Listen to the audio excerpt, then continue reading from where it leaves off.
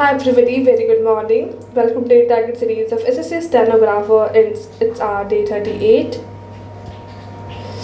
देखो कल का जो हमने मॉक लगाया था 24 दिसंबर शिफ्ट 1 था वो एंड उसके कुछ क्वेश्चंस जो कि यहाँ पे हम एनालिसिस करेंगे अभी, जो गलत नहीं होने चाहिए तो फिर भी गलत हुए and they were very basic questions.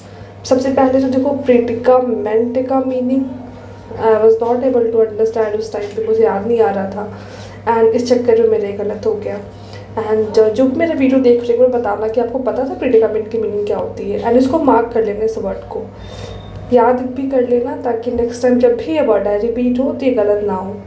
आगे आपको ये क्वेश्चन मिलेंगे आगे वाले ही मॉक में, रिपीटेड होंगे ये. फाइन, नोट कर लेना प्रेडिकामेंट.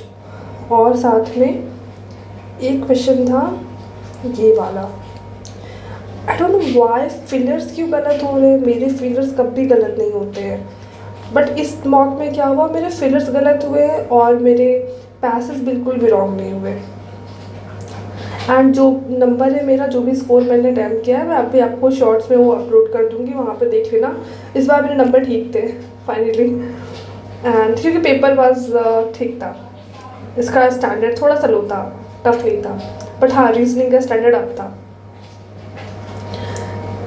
सो इसमें ये जो फिलर्स है ना, इन्होंने क्वेश्चन नंबर ब्लैंक नंबर 10 में क्या फिल करना ये पूछा है. स्टार्टिंग में पूछते ना कि ब्लैंक नंबर 1 में क्या होगा, फिर 2 में क्या होगा, फिर 3 में क्या होगा, वहाँ कन्फ्यूज़न नहीं होती. बट ये लोग डिसेंडेंट ऑर्डर में रखते हैं, पहले 10 में क्या होगा, 9 में क्या होगा, 8 में क्या होगा, तो बहुत सोच समझ के फिल करना होता है.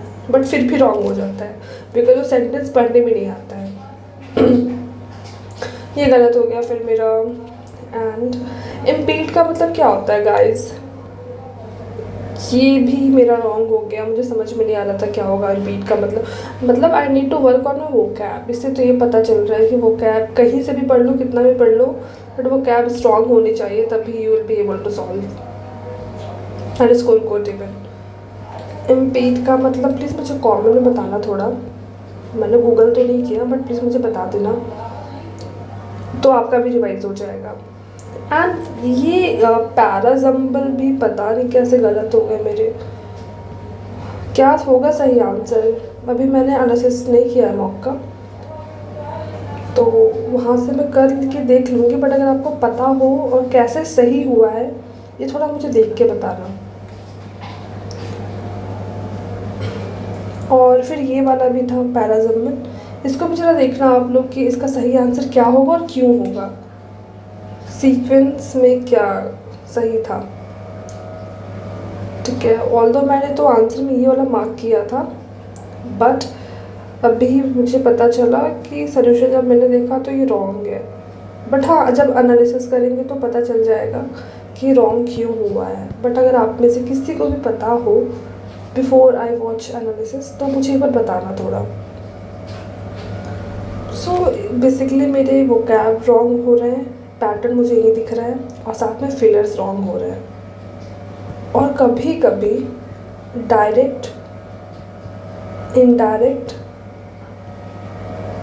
और पैसिव, एक्टिव, इसमें कंफ्यूजन हो जा रहा है.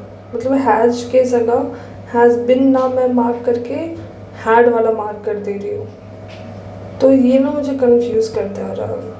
तो I need to work on this 5 topics. ठीक है, ये तो मेरा हो गया कि मुझे इन 5 टॉपिक पे काम करना है एंड अभी से स्टार्ट करूँगी. एंड साथ में गाइस ये लेक्चर 17 कंप्लीट कर लेना आप लोग. 16 तक तो हो चुका है, 17 कर लेना. एंड साथ में आज हम अटेम्प्ट करेंगे शिफ्ट 2 24 दिसंबर 2020. तो गाइस रेडी रहना अपने मार्क्स के साथ. एंड अपलोड द शॉर्ट्स, जितने भी नंबर आए हो मुझे बताना ज़रूर. ठीक है, so I believe you all will be accept this mock challenge today. बाकी आज के लिए सिर्फ इतना ही. और कोई भी क्वेश्चन गलत हुआ हो तो एक बार मुझे कमेंट में बताना कि कौन सा क्वेश्चन गलत हुआ, ताकि मैं अपने एंड से चेक करूँ, तो मेरा को भी ऐसा प्रैक्टिस हो जाएगा. ठीक है, so that's all for today. Thank you.